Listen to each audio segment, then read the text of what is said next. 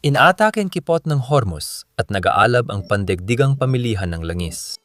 Pero ang pinakamalaking consumer ng langis, ang US, ay kalmado lang dito. Kung huhulaan mo ang pinakamalaking tagagawa ng langis, maaaring maisip mo ang Saudi Arabia o Venezuela. Pero sa totoo lang, ang Amerika ang pinakamalaking tagagawa ng langis sa buong mundo. Nakakabaliw ng US ang pangalawang pinakamalaking importer ng krudong langis sa mundo. Maaring isipin mo na ang Amerika ay ginagamit lang lahat ng langis na ito. Pero sa totoo lang, ito rin ang pinakamalaki o pangalawang pinakamalaking exporter ng langis sa buong mundo. Kaya kung napakarami nitong napoproduce na langis, bakit kailangan pa rin itong mag-angkat? Ito ay dahil sa isang kakaibang problema.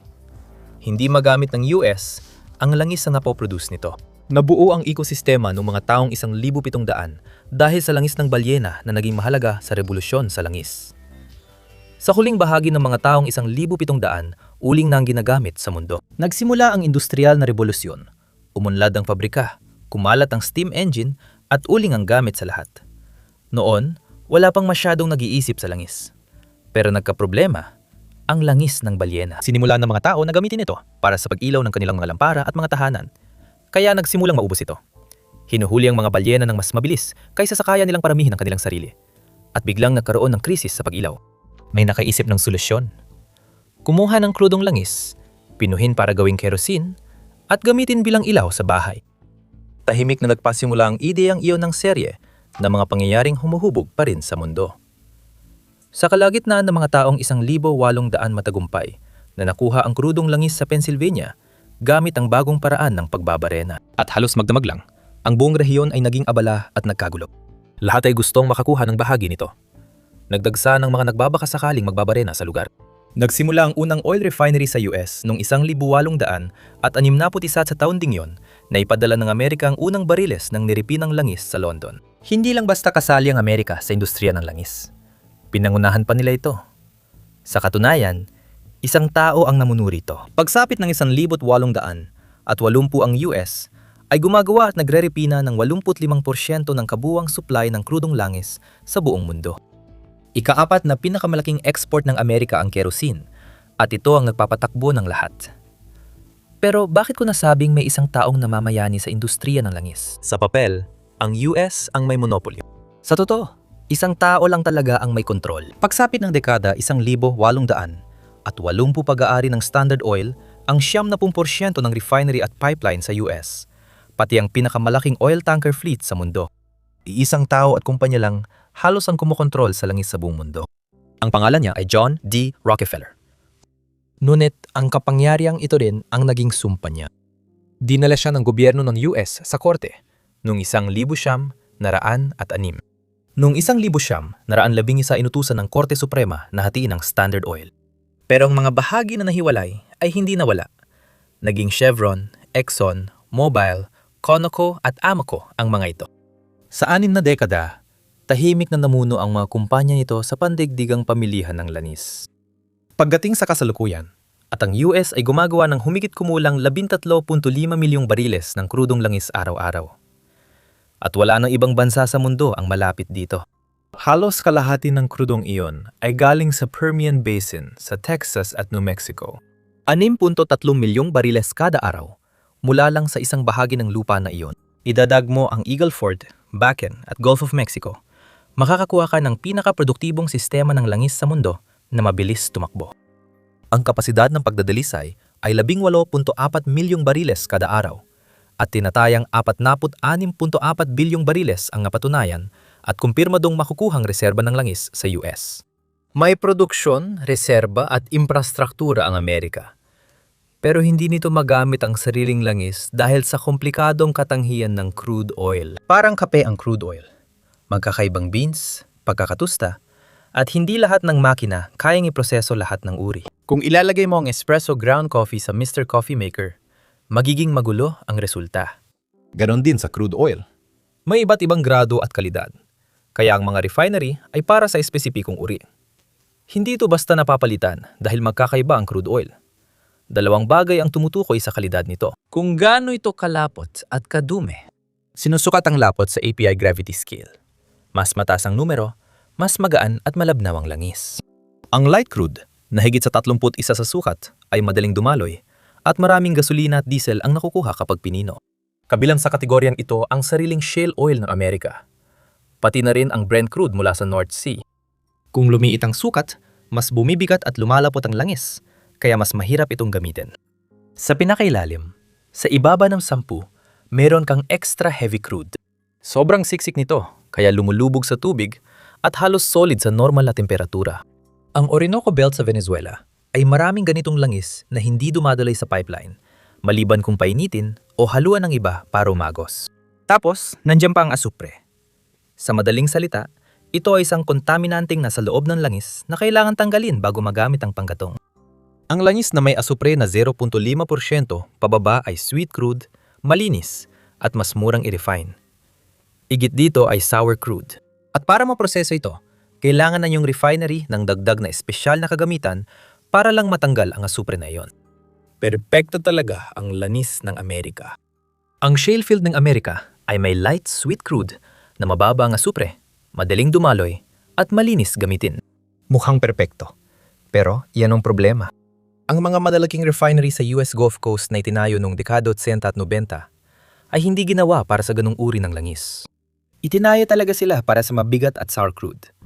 Yung malapot, makapal, at mataas sa asupre na crudo na galing noon sa Canada, Mexico at Venezuela. Ang mga refinery na ito ay may mahal at partikular na kagamitan. Tinatawag silang choker at hydrocracker, mga makinang dinisenyo para durugin ng mabigat na crudo at gawing diesel, jet fuel at iba pang mahalagang produkto. Dahil sa mga kagamitan niyon, sulit pa rin patakbuhin ng mga refinery. Kung hindi magamit ng Amerika ang langis na pinoproduce nito, saan ito napupunta? Ini-export ng US ang light crude sa mga refinery sa Europa at Asia na para talaga rito. Para sa sarili nitong mga refinery, nag-aangkat ito ng heavy crude mula sa Canada, Mexico at Venezuela para mapanatiling maayos ang pagpapatakbo ng mga refinery sa Gulf Coast. Sa ngayon, ang mga refinery na ito ay tumatakbo sa halos 70% ng kapasidad. Pero dahil lang ito sa tuloy-tuloy na pagdating ng imported na heavy crude, nagsusupply sa kanila. Maaring sabihin mo, sige, di upgrade na lang ang mga refinery, tama ba? I-rebuild na lang ang mga ito para kayanin ang light crude. Pero halos imposible yan. Dahil bilyon-bilyong dolyar, halos isang dekada ng konstruksyon, taon ng permits, at malaking pustahan sa industriyang iniiwan na ng mundo ang pinag-uusapan. Isa sa dalawang mahalagang dahilan ay nasa 2026, wala nang gustong mag-invest ng malaking pera sa fossil fuel infrastructure dahil hindi na ito tinatanggap na panganib ng marami. Pinalalala pa ito ng problema sa heograpiya. Magkakakonekta ang Gulf Coast at Midwest, maraming pipeline, refinery, at matagal ng infrastruktura. Sa East Coast, tulad ng New England at Florida, at ilang bahagi ng West Coast gaya ng Oregon, halos hiwalay sila sa lokal na supply. Kulang ang pipeline na nagdudugtong sa mga rehiyong iyon sa shale field sa gitna ng bansa. Dahil mahal ang pagpapadala ng langis sa tren o barko ayon sa batas ng US, mas practical para sa mga rehiyong iyon na mag-import mula ibang bansa. At hindi ito ang mga bansang agad maisip mo, gaya ng Saudi Arabia, Qatar o Oman. Hindi karamihan ng crude oil imports ng US ay mula gitnang silangan. Halos 70% ay galing Canada at Mexico. Sa madaling salita, mga kapitbahay natin, malaking integrated North American energy system ito na nagbibigay ng proteksyon sa Amerika laban sa kaguluhan sa gitnang silangan. Iyan ang iniisip ng mga tao. Ang isang malinaw na dahilan ay habang tumataas ang pandaigdigang presyo, tumataas din ang presyo sa open market. May mga epekto pa ring hinaharap ang Amerika, ngunit mas malaki ang pangmatagalang problema. Sa Saudi Arabia, medium grade at low sulfur na langis ang ginagawa. Pero ang tunay nilang lakas ay dahil $3 hanggang $5 lang ang gastos kada bariles para may labas ang langis mula sa lupa. Halos barya lang. Gumagawa ang Iran ng Iranian Heavy, isang mas komplikadong krudo na kaya lang iproseso ng ilang refinery at mahirap hanapin sa iba. Ang Venezuela ang may pinakamalaking napatunayang reserba ng langis sa mundo. Ngunit karamihan dito ay extra heavy, ultra sour na krudo mula sa Orinoco Belt. Ang paggawa nito ay nagkakahalaga ng $25 hanggang $35 bawat bariles. Iyan ay halos 8 hanggang 10 beses na mas mahal kumpara sa langis ng Saudi. Pero sa totoo lang, ang pinakamalaking gulat ay nasa bilang ng sariling shale oil ng Amerika. Sa Amerika, hindi pa sila kumikita sa bagong balon hanggat di umaabot sa 61 hanggang $70 kada bariles ang presyo. Kapag bumababa ang presyo ng langis sa mundo, agad nalulugi ang shale oil producer sa Amerika. kahit nagpapatakbo lang sila. Kaya, hindi lang talaga tungkol sa dami ng langis na meron ng isang bansa, kundi kung anong klase ng langis ito, gaano ito kamura mapoproseso, at sino ang nangangailangan ng partikular na uri ng langis para mapatakbo ang kanilang mga refinery. Kaya parang magandang balita ang mataas na presyo ng langis para sa mga producer sa US. At sa isang banda, totoo naman yon. Tumataas ang kita kapag mas mahal ang benta ng krudo. Kung sobrang taas at matagal ang presyo ng langis, maapektuhan ang ekonomiya at bababa ang demand. Kaya ang ideal na presyo para sa shale company sa US ay 70 hanggang $70 bawat bariles. Sapat ang taas ng presyo para kumita, pero hindi sobra para bumaba ang demand. Hanggang kailan magpapatuloy ang larong ito ng langis? Sa huli, papalitan din ito ng mga alternatibo, hindi ba? Nang manalo si Trump sa eleksyon noong 2024 tuluyang, nagbago ang pulisya ng US tungkol sa enerhiya. Sa unang araw pa lang niya sa opisina, pumirma siya ng executive order na tinawag na Unleashing American Energy. Sinasabi lang ng pangalan ng lahat, hindi balanse ang layunin. Hindi rin ito isang transisyon. Ito ay ganap at tahasang dominasyon sa enerhiya. Anong itsura nito sa aktwal? Mahigit $13 bilyong na pondo para sa klima ng dating administrasyon ay agad binawi at ibinalik sa Treasury. Kinansela ang $7.5 bilyong na EV charger program. Binawi rin ang mga mandato sa paglay ng mga manufacturer sa combustion engines. Halos 6,000 permit sa pagbabarena sa lupang pag-aari ng gobyerno ang inaprubahan sa unang taon. Yon ay 55% na pagtaas kumpara sa nakaraang taon. Hindi bumabagal ang Amerika sa langis. Mas pinapabilis pa nito. Noong Marso 11, 2026 inianunsyo ni Pangulong Donald Trump sa harap ng kamera ang makasaysayang $300 bilyong na oil refinery sa Texas. Sinusuportahan ito ng Reliance Industries, ng pinakamakapangyarihang bilyonaryo ng India na si Mukesh Ambani. Pero ang totoo, hindi bigla na lang lumabas ang anunsyong ito. 2 araw bago yon, noong Marso 9, habang tumitindi ang tensyon sa pagitan ng Iran, Israel at Estados Unidos, na kinatatakutan ng marami na mauwi sa isang ganap na digmaan, naglabas ng pahayag si Trump na seryoso raw pinag-iisipan ng US na atakihin ng Iran at kontrolin ang langis nito. Kung babalikan mo lang ng ilang buwan, noong ika-3 ng Enero, 2026, nagsagawa ng operasyong militar ang US sa Venezuela. Ngayon, kontrolado na ng Amerika ang reserbang langis ng Venezuela, isa sa pinakamalaki sa mundo. Kung titingnan mo sa mas malawak na perspektibo, may pattern na lumalabas na mahirap baliwalain. Parang lagi sa oil field, nauuwi ang malalaking hakbang ng US sa mundo. Isang mahalagang bahagi nito ang Strategic Petroleum Reserve, na parang emergency oil savings account ng Amerika.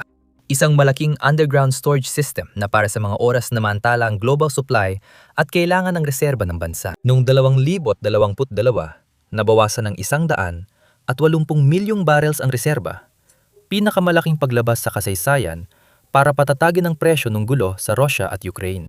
Dahil doon, labis itong nabawasan. Noong 2025, sinimulan ng pagpuno uli na may target na 430 milyong barrels sa dulo ng 2026. Noong Pebrero 2026, umabot na sa 415 milyong bariles ito. Sapat para sa halos 125 araw ng import kung biglang mawala ang supply. Sa kasalukuyang sitwasyon, 2 bansa ang nasa sentro ng pandaigdigang usapin sa langis, Amerika at Iran. Hindi dahil sila ay nagkakagyera, kundi dahil sa laro ng langis na matagal nang pinangungunahan ng Amerika. Ngayon, direktang o hindi direktang, nakikialam ang Amerika sa karamihan ng bansang may langis. Isang dominasyon na mukhang bago lang, pero matagal nang nag-ugat. Nang magsimula ang unang digmaang pandaigdig, tuluyang nagbago ang pagkakakilanlan ng langis. Hindi na lang ito basta panggatong, kundi naging isang pangangailangang militar. Umaandar ang mga barko dahil dito. Kailangan ito ng mga eroplano. Hindi gagalaw ang mga tangke kung wala nito. Kung sinong may kontrol sa langis, siyang may kontrol sa digmaan. Tinarget ng Alemanya ang langis ng US papuntang Britanya at Pransya, kaya nagkaproblema sa langis ang mga alyado. Nang sumali ang Amerika sa digmaan noong 1917 at 17 agad nitong siniguro ang tuloy-tuloy na supply ng langis sa mga kaalyado. Iyon ang turning point nang tumigil ang Washington sa panonood at naging direktang puwersa sa pandaigdigang politika ng langis. Pagkatapos ng digmaan, lumala ang kompetisyon sa dayuhang langis. Tinangka ng Britanya at Pransya hadlangan ng mga kumpanyang Amerikano sa gitnang silangan.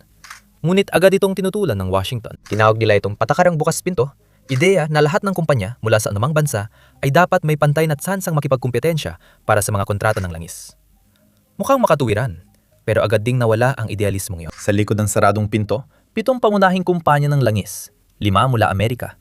Ang nagtakda ng linya sa mapa na sumaklaw sa dating Imperyong Ottoman mula Turkey hanggang Iraq at buong gitnang silangan. Nagkasundo silang huwag magkompetensya sa zona na yon at kontrolin ito ng magkakasama. Tinawag nila ito ang kasunduang red line ng 1928. At pagsapit ng unang bahagi ng dekada, 30 sama-samang pinamamahalaan ng mga kumpanyang ito ang malaking bahagi ng produksyon ng langis sa rehiyon. Pagkatapos ay dumating ang sandali na nagtakda ng patakaran ng Amerika sa gitnang silangan sa loob ng maraming henerasyon. Noong 1951, nagulat ang kanduraning mundo sa ginawa ng punong ministro ng Iran, Mohammad Mossadegh. Nasyonalisa niya ang industriya ng langis ng Iran, kaya na ibalik sa kanila ang kontrol dito. Tumugon ang Britanya ng ganap na embargo. Noong Agosto 1953, pinatalsik ng militar ng Iran, suportado ng paniktik ng Britanya at Amerika, si Mossadegh at ibinalik ang Shah sa kapangyarihan. Isang bagong konsorsyum na karamihan ay binubuo ng mga kumpanya mula sa US ang pumasok para pamahalaan ng operasyon ng langis sa Iran. At ang mensaheng ipinadala sa lahat ng iba pang bansang gumagawa ng langis sa mundo ay malinaw na malinaw. Huwag ninyong pakikialaman ng langis. Pero ang natitirang bahagi ng mundo ay nakamasid at sila ay galit na galit. Pagsapit ng 1960 at 60 matagal lang pinapanood ng mga bansang Arabo ang mga kumpanyang kandurani ng langis na paulit-ulit na binababa ang presyo nang hindi sila kinokonsulta, basta na lang binabawasan ng kita na inaasahan ng mga bansang ito. Sawa na sila. Kaya nagtipon-tipon ang Iran, Kuwait, Qatar, Saudi Arabia, Venezuela at Iraq sa Baghdad. At noong Setyembre 14, 1960 binuo nila ang OPEC. Itinatag ito bilang panlaban sa dominasyon ng kanluran sa langis. Ngunit hindi ito pinansin ng Washington noong una. Malaking pagkakamali iyon. Noong dekada 80, ganap na dineregulate ni Reagan ang presyo ng krudong langis noong 1981. Tumaas ang produksyon ng langis sa labas ng OPEC. Nagsimulang gumamit ng mas kaunting langis ang mga tao dahil sa mahal na presyo. Noong 1982, nasa mga 28% na lang ng langis ng US ang inaangkat, mula sa mahigit 45% ilang taon bago ito. Sa oras na yon, tila nabawi ng Amerika ang kaunting kalayaan sa enerhiya. At pagkatapos, naganap ang Shale Revolution at tumama ito nang hindi pa nararanasan ng mundo ng langis noon. Nagsimulang bahain ng supply ng mga Amerikanong tagagawa ng langis ang pandaigdigang merkado. Pagsapit ng huling 2014, bumagsak ang presyo ng langis mula sa ilang dolyar kada bariles. Pababa sa wala pang $75 kada bariles at patuloy pang bumaba kaya nagmadali ang OPEC. Nagtipon sila sa Vienna at kahit na nakiusap ang mga miyembro na bawasan ang produksyon para mapigilan ang pagkalugi, itinulak ng Saudi Arabiang grupo na magpatuloy sa buong kapasidad ng produksyon, 30 milyong bariles kada araw. Sinusubukan nilang pahirapan ang mga Amerikanong shale producer sa pagbaha ng murang langis. Noong unang bahagi ng 2015, bumaba sa ilalim ng $50 kada bariles ang presyo. Nauwi ito sa digmaan sa presyo ng langis na nangyayari ng aktual sa pandaigdigang entablado. Hindi bumagsak ang Amerika. Nag-adapt, naging episyente, at nalampasan ang pagsubok. Isa sa dahilan ng paglahok nila sa digmaan na yon ay ang langis. Noong unang bahagi ng 2026 nagbanta sa enerhiya ng Amerika ang tensyon sa gitnang silangan. Kabilang sa estratehiya ang mga executive order, dagdag na pagbabarena, muling pagpuno ng reserba at pagpuwersa sa Iran at Venezuela. Kontrolin ang supply, kontrolin ang presyo, kontrolin, gamitin bilang leverage. Pebrero 20, naglunsad ng airstrike ang Israel sa Iran. Hindi ito maliliit na target militar. Sa ulat, napatay si Ali Khamenei, pinakamataas na leader ng Iran. Mabilis tumugon ng Iran. Dandang drone at misil ang lumipad patungong Israel at US bases sa rehiyon. Pagkatapos, ginawa ng Iran ang kinatatakutan ng mundo. Isinara nila ang Strait of Hormuz.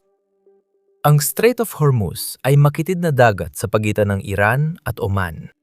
Hindi ito mukhang mahalaga, hanggang sa malaman mong 22 milyong bariles ng langis ang dumadaan dito araw-araw. Iyan ay halos 20% ng global na supply ng enerhiya na dumadaan sa makitid na lagusan. Nagbabala ang revolusyonaryong gwardiya ng Iran. Anumang barko na susubok dumaan ay sisilaban. Ayon sa hukbong dagat ng Amerika, legal na bukas ito, pero ibang legal sa talagang ligtas na daanan. Bumaba ng mahigit 70% ang trapiko ng mga barko. Sarado na ang kipot sa praktikal na pananaw at lalong lumala ang sitwasyon.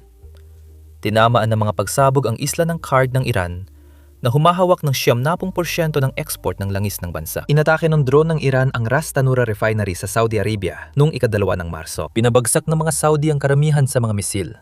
Ngunit dahil sa tinding shrapnel, Kinailangang isarang pasilidad na may 500 at 50,000 bariles kada araw, kaya tumigil ang operasyon. Napatigil ang operasyon ng mga LNG terminal ng Qatar. Sa wala pang isang linggo, napakaraming supply ng enerhiya sa mundo ang biglang nawala. Ngayong 2026 kitang-kita na kapag tumataas ang kaguluhan, numinipis din ang reserbang enerhiya. Umasa sa imported na langis ang pinakamalaking tagagawa ng langis sa mundo.